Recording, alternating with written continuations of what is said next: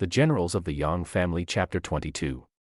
This centuries-old, just action-packed narrative seamlessly blends intense martial arts combat with incredibly sophisticated modern themes. Yeah, because we're diving into, institutional paralysis, the mechanics of psychological dominance, and all that. And what it actually takes to be a strategic leader when your own organization is actively trying to sabotage you. Which, makes this text highly relevant for you listening today. The weapons might be spears and bows, but the underlying mechanisms of power and maneuvering through a hostile bureaucracy, they map perfectly onto modern corporate and political landscapes. So true. Let's set the initial scene and establish the stakes here. We're looking at the Song Dynasty forces led by a commander named Kuzun. Right. And they're facing off against the foreign Liao forces. Right. For context, this isn't just a minor border skirmish. No, not at all. The Song Dynasty was this agrarian, highly civilized empire, but they were constantly under existential threat from the Liao Empire to the north. Who were nomadic and very cavalry heavy. Right? Exactly. So the tension is sky high. And right out of the gate, a Liao general named Ma Li Zhaoji rides out and challenges the Song army. He's taunting them, basically demanding they send out a champion. Which is just a classic provocation tactic. By calling out an individual, you force the opposing army to either answer the challenge and risk their champion or decline and instantly lose morale. A lose-lose situation if you're not prepared. So the Song army sends out a general named Jianeng. They fight for over 10 rounds, and it's an even match initially. But then Jianeng starts to lose his nerve. Yeah. And this is where the Liao general deploys that highly effective lethal mechanism you mentioned earlier, the feigned retreat. Right, he pretends he's losing and rides frantically back toward his own camp. Now, on paper, chasing a fleeing enemy seems like a terrible idea, right? You're breaking formation. It's reckless. Very reckless. But the text notes that Jianeng chases him anyway. So why does this tactic work so consistently, even against seasoned veterans? Because it exploits fundamental human physiology and psychology. How so? Well, think about the last time you were in a high-stress negotiation or like a competitive environment. When your opponent suddenly backs down or gives ground, your adrenaline just surges. Oh, you get tunnel vision. Exactly. The analytical part of your brain shuts off. It gets replaced by this predatory instinct to secure the win. You think you have them on the ropes, so you abandon your defensive posture to chase the victory. Wow. Which is exactly the trap. Jianeng abandons caution, chases the Liao general toward the camp gates, and right at the point of maximum vulnerability, the Liao general executes a sudden turn-back thrust with his spear. Just brutal.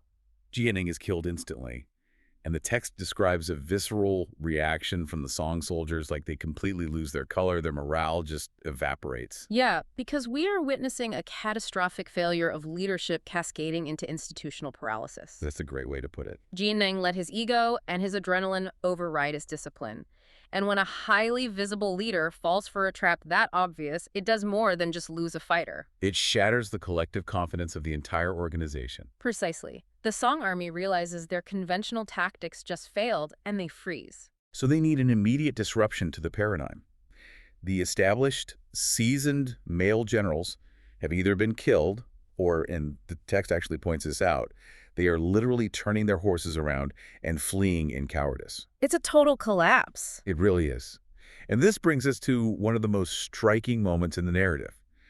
Out of the ranks rides a female general on a blue roan horse. The eighth sister of the Yang family. Yes. Now, in a deeply patriarchal military structure, the rigid assumption is that men are the ultimate and only protectors, right? Right. And when the system operates normally, that hierarchy is maintained. But the text is demonstrating what happens when a rigid system collapses under stress. Exactly. And she doesn't just hold the line. She completely alters the mechanics of the duel. Oh, yeah. She fights the Liao general for a few rounds, and then she deploys a red silk lasso. The red silk lasso. Like she trips him up and captures him alive. Which is incredible. Capturing an enemy combatant alive in the middle of a melee requires significantly more skill than simply killing them. It's a calculated display of superiority. And the Liao forces respond by sending out another heavily armed warrior, Mali King Ji, to exact revenge. But the Songmen are still paralyzed. Right, they're still frozen. So this prompts the ninth Yang sister to charge out. She battles for over 20 rounds and eventually strikes the Liao warrior down with a massive pole blade. It's like a tag team match, honestly. Oh, yes. It's exactly like a tag team match where the seasoned veterans completely fail, but the rookie benchwarmers jump in and just completely dominate the ring. I love that analogy. But, it makes me wonder, what is the text trying to tell us by having the sisters of the Yang family be the ones to save the cowardly or defeated male generals? I think it's a very sharp critique about meritocracy versus tradition. The text is illustrating that true competence and martial prowess are not bound by institutional expectations. So when a crisis hits, the hierarchy just becomes irrelevant. Exactly. The system failed, but the Yang sisters didn't wait for permission or like a formal promotion to intervene. They saw the collapse, recognized their own capability, and they executed a solution. And the high commander, Kuzun, he formally recognizes this, doesn't he? He does. He doesn't sweep it under the rug to protect the egos of his male officers. He explicitly states that a daughter from a family of generals is a formidable enemy. Right. He actually calls their presence a blessing to the dynasty and orders the recording officer to formally log their names and merit. And that official logging is crucial. It transitions their actions from an off-the-books anomaly to official state doctrine. Wow. It's a profound statement for the era. Survival demands recognizing talent wherever it originates, even if it disrupts the established social order. But of course, stopping the immediate collapse doesn't win the war. The physical combat transitions into this grueling stalemate. Every time someone goes down, a new challenger pops up. It's just a pure war of attrition at this point. Exactly. So to break this cycle, the battlefield shifts from brute force to a contest of pure, intimidating skill. Archery. A new Liao general, Tu Jinshi, rides out, sets up a target, and perfectly shoots 3 bullseyes in a row. He's demanding a challenge of archery. Because the mechanism of warfare has shifted, the Liao are no longer just trying to reduce the Song army's numbers. What are they trying to do? They're trying to assert unquestionable dominance. They want the Song army to internalize a feeling of utter inadequacy. And initially it works, right? A Song general tries to match the feat, fails miserably, gets mocked, and flees with a halberd wound to his left arm. It's embarrassing. Very. But then enter Yang's 6th brother, also known as Liulang. He rides out, laughs at the Liao general, and takes out this famously stiff, heavy bow. The famous stiff bow. Yeah. He gets on his horse, draws the bowstring, and fires 3 arrows simultaneously directly into the bullseye. It's just insane. And then, this is the best part, he casually hands this impossibly stiff bow over to the Liao general and challenges him to draw the string. Oh, I love this part. The Liao general strains with all his might, gritting his teeth, and cannot move the string a single millimeter. He's so utterly shocked, he calls Liulang a divine being. I mean, the physical strength required to draw a medieval composite bow is already immense, right? Often requiring upwards of 100 pounds of force. Right. So to draw a specialized heavy bow while managing 3 arrows simultaneously, that requires a level of kinetic mastery that borders on the impossible. Oh, wait, let me push back on this entire sequence for a second. Okay, go for it. From a strategic standpoint, this feels incredibly risky and, I don't know, somewhat gratuitous. It's like letting your opponent try to lift Thor's hammer just to prove they can't. That's a great comparison. Right. But if Liulang has the skill to perfectly aim 3 arrows at once, why is he shooting at a wooden target? Why not just shoot the Liao general and end the threat right there? Is this just pure action movie bravado? See, that is a very modern tactical way of looking at it, but it misses the broader strategic objective. How so? Killing Tu Jinju only solves a 5-minute problem. Another general will simply take his place, and the war of attrition continues. What Liulang is executing here is deliberate psychological warfare. Ah, okay. So the goal isn't to kill the man, it's to kill the army's fundamental belief that they can win. Precisely. If Liulang kills him, the Liao soldiers get angry and they seek revenge. Right. But by demonstrating a physical capability so alien and far beyond their comprehension, and then proving that their own commander is physically incapable of even mimicking the action, Liulang doesn't anger them, he breaks them. Wow. He introduces a new paradigm where fighting the Song army is no longer mathematically logical. It's like the medieval equivalent of deploying stealth technology or a nuclear deterrent for the first time. You're showing the enemy that their entire metric for measuring strength is now obsolete. And we see the immediate result. The text notes the Liao soldiers become crestfallen and demoralized, entirely losing their will to fight. Just completely shattered. Exactly, and Commander Kozun capitalizes on this psychological collapse. He releases a Liao prisoner with a chilling message for their empress. Oh, right. He says that if she dares to start border troubles again, the Thong army will wipe them out entirely. Yeah. So they win the battle without needing a full-scale slaughter because they shattered the enemy's confidence. That's incredible. He secures the border without having to slaughter thousands of troops. But, defeating an enemy army is arguably the easy part here. Oh, for sure. The real danger of displaying that level of meritocracy is that it threatens the establishment. When Liulang returns home victorious, he doesn't face arrows. He faces the far deadlier weapon of imperial bureaucracy. It is terrifying in its own right. The Song dynasty had a deeply ingrained institutional paranoia regarding its own military commanders. Why is that? Well, the dynasty itself was founded by a general who staged a coup. So the civil bureaucracy was intentionally designed to keep military men weak and dependent. Navigating the imperial court was literally a matter of survival. Wow. Let's examine how Liulang handles this, because it's fascinating.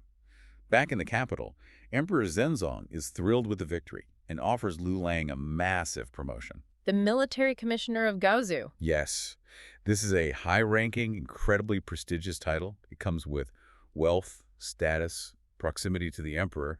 Yet, Liulang explicitly turns it down. He just says no. He cites his family's past failures and instead requests a completely different, lower-ranking job. Yeah. He wants to be the patrol inspector of the Jiashan stronghold. Right. And to understand the magnitude of this, you have to realize the emperor is visibly confused. He asks why someone would reject a title that makes them equal to the highest ministers in the land.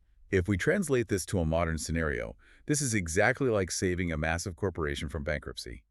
The board of directors offers you a cushy corner office executive vice president role. Yeah. You respond by asking to go manage a struggling, underfunded regional branch in the middle of nowhere. It seems completely irrational. Why would he actively choose a demotion after literally saving the empire? What is the strategic logic here? Well, Liulang is operating on a strategic map that the emperor simply cannot see. There's really a two-pronged strategic logic at play here. First, Liulang understands the geopolitical geography. Okay. The Jiashan stronghold is the actual strategic choke point on the border. A vanity title in the capital looks great on paper, but if the Liao invade again, Jia is where the empire will either stand or fall. So he wants to control the actual bottleneck, not just hold a ceremonial title far away from the action. Precisely. He cares about real-world defense. Mm-hmm. And the second mechanism is talent acquisition and team building. Right. Liulang explicitly tells the emperor that there are highly skilled, untamed generals located near the Jiashan region. He knows that a prestigious title in the capital will just isolate him in a sea of politicians. Oh, I see. By taking the gritty, forward operating post, he can recruit real talent, build a loyal powerhouse team, and maintain his edge. He sees the bigger picture that the emperor misses. It's such a profound lesson in prioritizing your mission over your ego. He recognizes that taking the high-status job actually neutralizes his effectiveness. Exactly. But of course, making that choice paints a massive target on his back. By rejecting the traditional path of bureaucratic reward, he offends the establishment. And this triggers an immediate institutional reprisal. Oh, yeah. The bureaucracy strikes back through the mechanism of intentional sabotage orchestrated by a privy councilor named Wang. Right, because the emperor approves Liulang's request and tells Counselor Wang to allocate troops for this new outpost. Yeah. But Wang is petty, he's jealous of Liulang's merit, and he deliberately sets him up to fail. He assigns Liulang 3,000 soldiers, but the text specifically details that they are old, weak, and completely useless for combat. So frustrating. It is. This is a historical manifestation of what we now call the glass cliff phenomenon. How interesting. Yeah, the organization puts a high-performing individual into a leadership role, but intentionally starves them of the resources required to succeed. The goal is to ensure their inevitable failure, thereby protecting the status quo and discrediting the merit-based leader. It's infuriating, and Liulang feels it. He complains loudly about this useless assignment, but his vocal frustration offends a local warrior named Yu Sheng, who overhears him. And Yu Sheng is described so vividly, white face, red lips, wielding a massive sword and possessing the courage of 10,000 men. Yeah, he feels Liulang is insulting the local forces, so he challenges him to a duel. Which forces Liulang into a really precarious position. He is trying to build a team, but he now has to fight the very local talent he came to recruit simply to prove he is worthy of leading them. So they duel intensely for over 70 rounds. Liulang realizes Yu Sheng is an incredible fighter, so Liulang attempts the same tactical mechanism we saw in the very first battle, the fake-out retreat. Oh. He turns his horse to pull Yu Sheng into a trap, But here is where the gritty reality of physics intervenes. His horse stumbles, and Liulang is violently thrown into the dirt, completely defenseless. But tactical genius is suddenly at the mercy of gravity and bad luck. Yusheng rides up, raises his massive steel sword, and is literally moments away from executing Liulang. And this is where the narrative takes a massive, jarring turn. Yeah, it really does. And a supernatural white-browed tiger with golden eyes and a fiery tail manifests out of thin air. Just roaring directly over Liulang's head. Yes. And Yusheng is so terrified he drops his weapon, begs for forgiveness, calls Liulang a divine being, and pledges his entire army to him. It's a huge shift. It is. So let me get this straight. He goes from getting sabotaged by HR with a terrible team, to accidentally falling off his horse during a fight, to casually summoning a glowing spirit tiger to recruit a superstar employee. That is quite the onboarding process. It really is. But I have to pause us here because this feels like a massive contradiction. Mm-hmm. We just spent all this time establishing that the Yang family survives entirely on their merit, their skill, and their strategic minds. Right.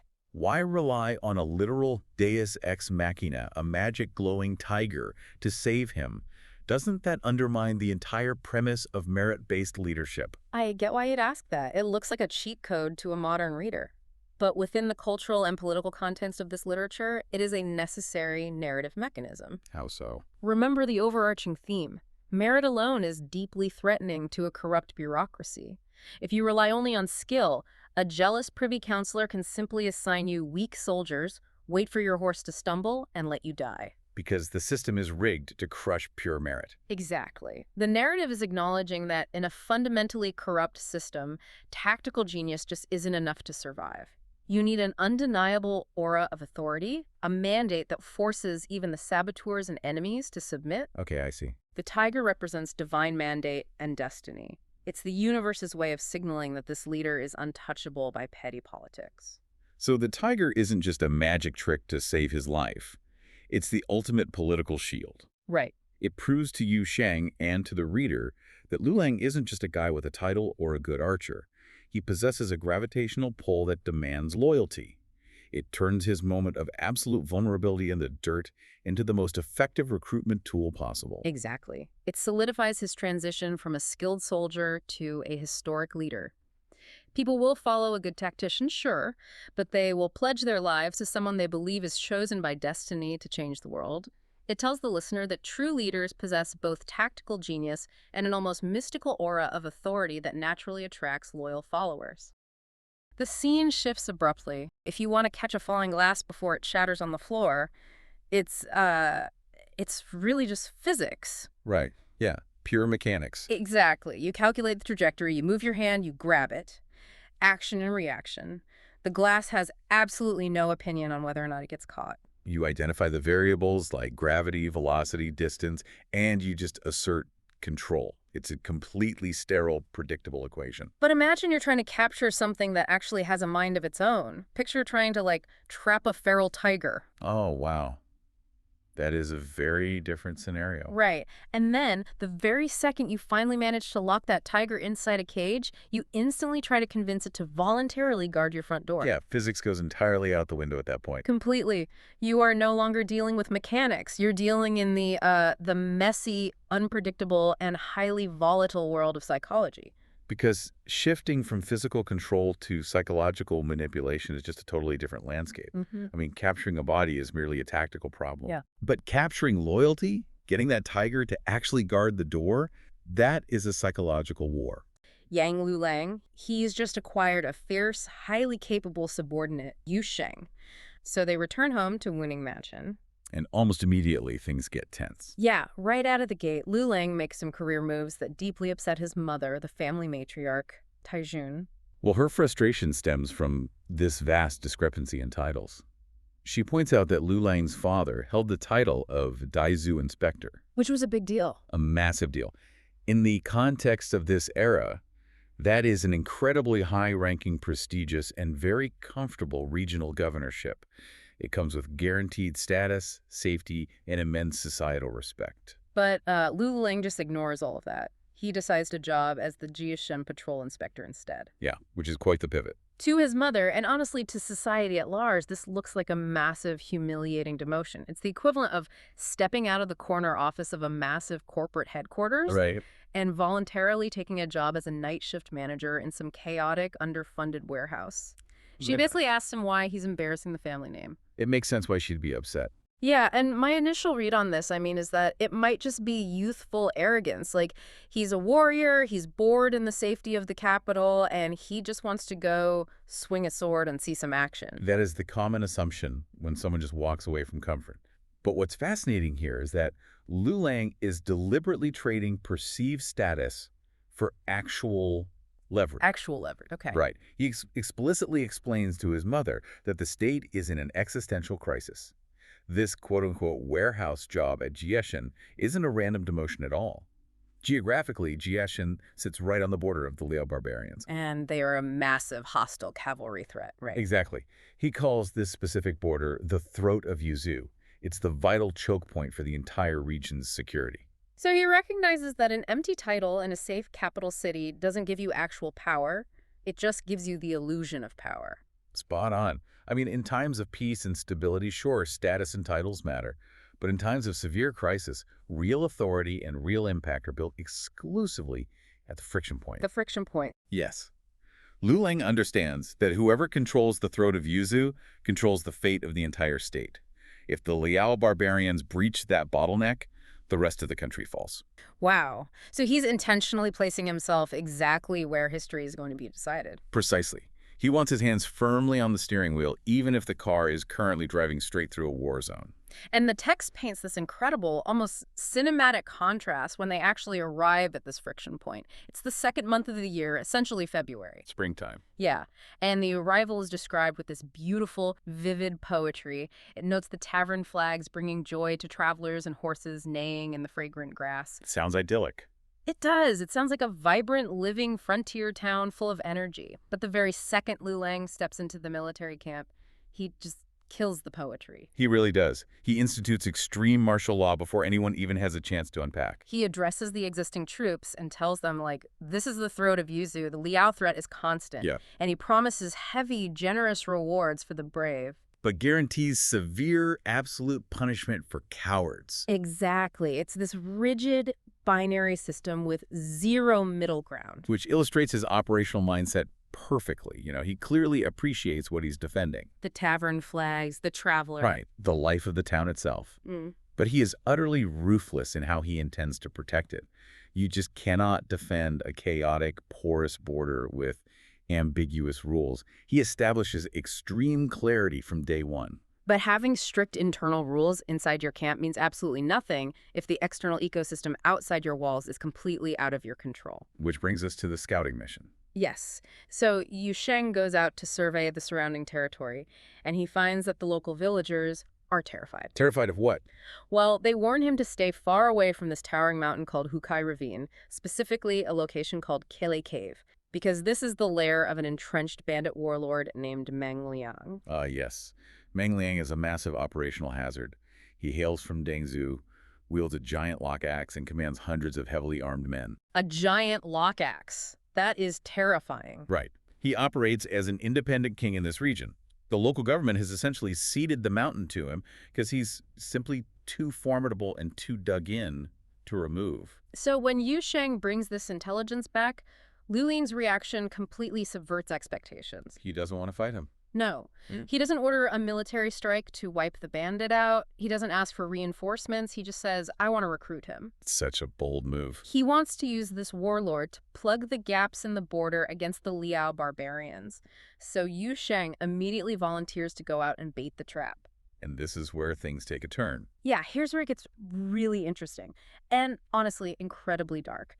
Yu Sheng rides out alone to the Kele Cave. And he does not bring a diplomatic envoy or a letter of employment. Not even close. He walks into the cave and finds Meng Liang's subordinates, these guys named Lu Chao and Zhang Gai, along with over 10 of their men, just relaxing. Just hanging out. Yeah, they're gambling with silver and silk. They assume Yu Sheng is just a lost traveler, or maybe some foolish, unarmed government official. Big mistake. Huge. Suddenly, Yu Sheng draws his weapon and unleashes this brutal surprise attack. He slaughters over 10 of these men right on the spot. It's a total unprovoked massacre. And then, before he leaves, he dips his weapon into the blood of the murdered bandits and writes a poem on the cave wall. A very specific, highly calculated poem. Yeah, the text translates to, "Spears and swords arrayed before the camp, banners at the cave mouth, the one who killed your men is Yang the Sixth Commissioner." Framing his own boss. Exactly. He slaughters these guys and leaves a bloody voicemail specifically framing his own boss. Wild. I struggle to see how this is a recruitment strategy. It seems like a massive miscalculation. Why wouldn't you just try to negotiate first? You'd think that would be the logical first step. Right. You're basically guaranteeing that this warlord will never, ever sit down at a bargaining table with you. Well, if we connect this to the bigger picture, we have to analyze the psychological profile of the target. Okay, break that down. Meng Liang operates entirely outside the bounds of polite imperial society. His whole identity and his authority over his hundreds of men is predicated on strength and fear. So a polite letter wouldn't work. Exactly. If Liulang had sent a beautifully calligraphed letter offering him a military commission, Meng Liang would have laughed and used it to light his campfire.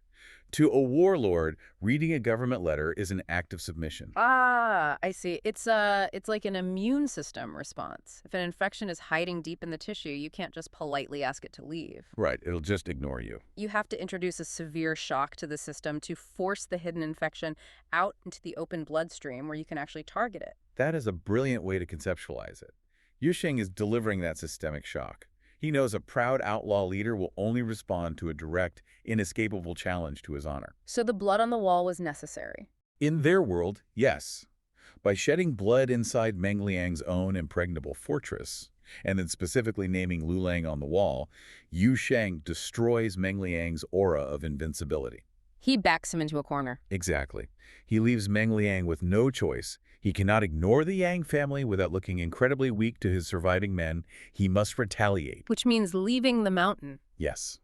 He's forced to leave his fortified mountain and march down into the open field on Liulang's terms. And the trap works flawlessly. Meng Liang returns, sees his dead men, reads the bloody wall, and just completely loses his mind. Pure rage. He gathers his forces and marches directly on Liulang's camp, fueled entirely by vengeance.